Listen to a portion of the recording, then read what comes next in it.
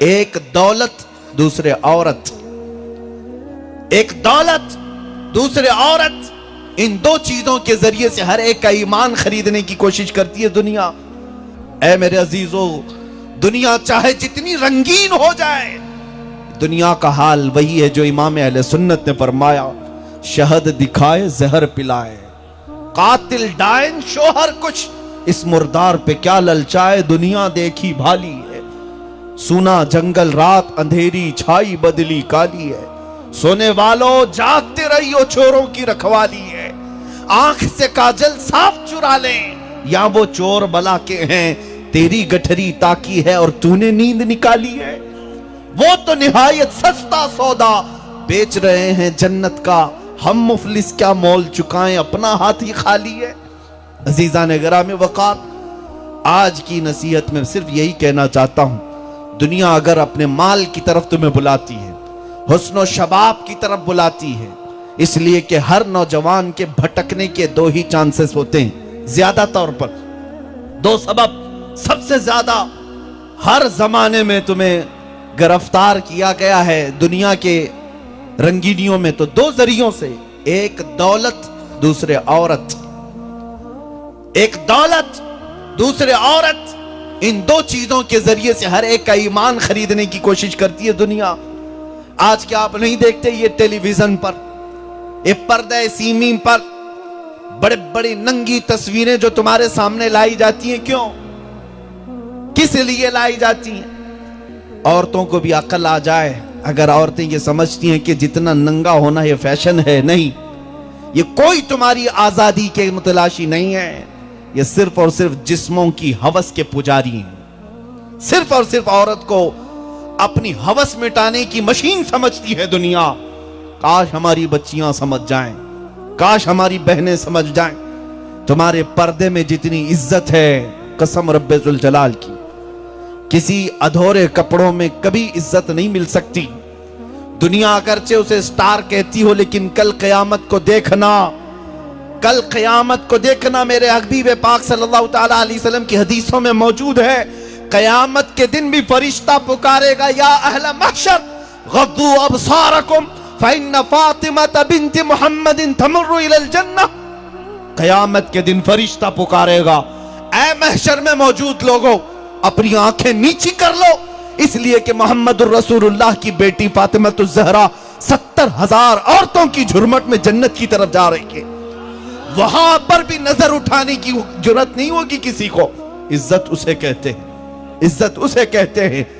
اور آج ہماری بچیوں کے سروں سے دوپٹہ کھینچ کر دنیا انہیں ننگا کر کے انہیں یہ باور کرانے کی کوشش کرتی ہے کہ ہم تمہیں آزادی دے رہے ہیں۔ آزادی نہیں، یہ جنگل کی طرف لے جا رہے ہیں، جہاں ہر کوئی تمہارے جسموں کو کتوں کی طرح دیکھتا ہے، اس کے علاوہ اس دنیا میں کچھ نہیں۔ اسی کو اعلیٰ حضرت نے فرمایا، شہد دکھائے زہر پلائے، دکھاتی دنیا شہد ہے لیکن پلاتی زہر ہے۔ اے نوجوانوں، باز آ جاؤ ان چیزوں سے، تم اپنی تاریخ اگر پڑھو گے تو سمجھ جاؤ گے، تم اپنی تاریخ پڑھو گے تو سمجھ جاؤ گے، تمہارے آئیڈیل ایرے غیرے نتھو کھیرے نہیں ہیں جو مجرا کرتے ہیں، ناچتے ہیں، یہ تمہارے ماڈل نہیں، تمہارے آئیڈیل نہیں۔ کاش تمہارے آئیڈیل خالد بن ولید ہونا چاہیے، تمہارا آئیڈیل سلطان صلاح الدین ایوبی ہونا چاہیے، تمہارا آئیڈیل شہید ٹیپو سلطان ہونا چاہیے، اس لیے کہ ہم نے دیکھا ہے، اور مشہور قول ہے، مشہور محاورہ ہے، تاریخ تو باطل طاقتوں سے ٹکرانے والوں کی لکھی جاتی ہے، تلوے چھاٹنے والوں کی نہیں۔ کسی کی جوتیوں میں رہ کر کے زندگی گزارنے والوں کی کوئی تاریخ نہیں ہوتی، باطل طاقتوں سے ٹکر لینے والوں کی ہمیشہ تاریخ محفوظ رہتی ہے۔ اور اگر تم چاہتے ہو کہ تمہارا نام بھی سلامت رہے، تمہاری بات بھی سلامت رہے، ایک بات کو آج سے اپنا وتیرہ بنا لو، عادت بنا لو، اس لیے کہ ہم نے تجربے کے ساتھ دیکھا ہے، اس رسول پاک کی بات کرو، ہر دل پہ راج کرو، ان کی بات کرو اور ہر دل پہ راج کرو۔ آج ہم نے اپنی عزتیں دیکھی ہیں کسی سیاسی پارٹی کی نمائندگی کی وجہ سے نہیں، میں آج کسی کیمپینین کے لیے نہیں آیا ہوں، یہ کوئی الیکشن کی ریلی بھی نہیں ہے میرے عزیزوں. مسلسل کئی راتوں سے میں اسی طرح کے مجمع کو خطاب کرتا آ رہا ہوں. ہزاروں کا مجمع روز سنتا ہے, روز عزتیں, روز پھول برسائے جاتے ہیں. اسی لیے نہیں کہ کسی بڑے باپ کا بیٹا ہے, اسی لیے نہیں کہ کوئی میں زمیندار ہوں یا کوئی نیتا ہوں. یہ عزتیں جو ملی ہیں وہ صرف اس لیے کہ جب تک بکے نہ تھے تو کوئی پوچھتا نہ تھا. یا رسول اللہ تم نے خرید کر ہمیں انمول کر دیا. نعرے تکبیر, نعرے رسالت, لبیک لبیک لبیک یا رسول اللہ, لبیک لبیک لبیک یا رسول اللہ. تاجدار ختم نبوت, تاجدار ختم نبوت. عزیزان گرامی وقار, سالوں بیت گئے. آج یہاں پر جن اولیاء کی یاد میں ہم بیٹھے ہیں, چاہے وہ تمہارے علاقے کے ہوں, چاہے دور دراز رہنے والے ہوں, اب تک ہمارے مجموعوں سے ان کا نام غائب نہیں ہوا. آپ دیکھیں یہاں پر کرسیاں جو غریبوں کا خون چوس کر کے لگائی جاتی ہیں, 5 سال بار بار جھوٹ بول بول کر کے لگائی جاتی ہیں, ان کرسیوں کے پیر کب ہلتے ہیں تمہیں اندازہ ہے؟ تھوڑے ہی دنوں کے بعد نہ ان کا نام رہتا ہے. ارے پیپر کے کسی کونے میں بھی نام نہیں آتا. کئی ایسے منڈلیوں میں بیٹھے ہوئے آج بھی لوگ ہیں جو اپنے زمانے کے دگگج کہلاتے تھے. 40 سال پارٹیوں میں جوتیاں اٹھاتے رہے, خدمت کرتے رہے, بوڑھے ہو گئے تو دنیا نے انہیں سائیڈ لگا دیا. اب تم بڑے ہو گئے ہو, 80 سال کے ہو گئے ہو, کنارے بیٹھو, اب دوسرے راج کریں گے. یہ دنیا میں تخت و تاج کی مار پر یہی ہوتا ہے. لیکن ہم دیکھ رہے ہیں 800 سال سے اجمیر کی دھرتی پر جو کرسی ہے وہ اب تک نہیں ہلتی. نعرے تکبیر, نعرے رسالت, علماء علیہ سنت, دمدار بیڑا پار. وہ شاہ بدیع الدین زندہ مدار رضی اللہ تعالیٰ عنہ کی بارگاہ ہو, دلوں پر راج کرنے والی حکومت اللہ نے انہیں عطا کی.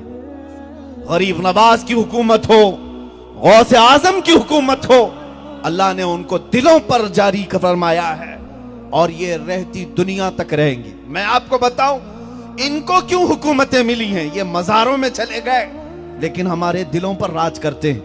ہمارے بچوں نے انہیں دیکھا نہیں لیکن گلی گلی میں پکار رہے دم مدار.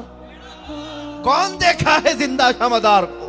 نہیں دیکھا, لیکن دل وابستہ ہو گیا ہے. یہ دلوں کو کس نے جوڑ رکھا ہے؟ 600 سال گزر گئے, 800 سال گزر گئے. ایک بات میں آپ کو بتا دوں, ان اولیاء کو جو عزتیں دی گئی ہیں, اعلیٰ حضرت فرماتے ہیں بے نشانوں کا نشان مٹتا نہیں, مٹتے مٹتے نام ہو ہی جائے گا. ان کے نام کی جب تک تم حفاظت کرتے رہو گے, مولا کریم تمہاری موت کے بعد بھی تمہارے نام کو اور تمہارے کلام کو ہمیشہ کے لیے زندہ کرتا. آج میں آپ کو بتاؤں, تم اپنی زندگی چاہتے ہو, حضور تاج الشریعہ رحمت اللہ تعالیٰ علیہ فرماتے ہیں تیرے دامن کرم میں جسے نیند آ گئی ہے. یا رسول اللہ, تیرے دامن کرم میں جسے نیند آ گئی ہے وہ فنا نہ ہوگی, اسے زندگی ملی ہے. جو فنا نہ ہوگی اسے زندگی ملی ہے. جو میرے مصطفیٰ کی بات کرتا ہے اللہ اس کا کلام بھی زندہ رکھتا ہے اور نام بھی زندہ رکھتا ہے. آج جو بھونکنے والے کتے ہیں یہ موسمی کیڑے ہیں, آتے ہیں چلے جاتے ہیں. اس سے پہلے بھی آئے, اس سے بڑے بڑے بھی, سڑے سڑے بھی, لیکن باقی کوئی نہیں رہا, باقی کوئی نہیں رہا. آپ دیکھتے رہنا, آپ دیکھتے رہنا عزت کس کی ہوتی ہے.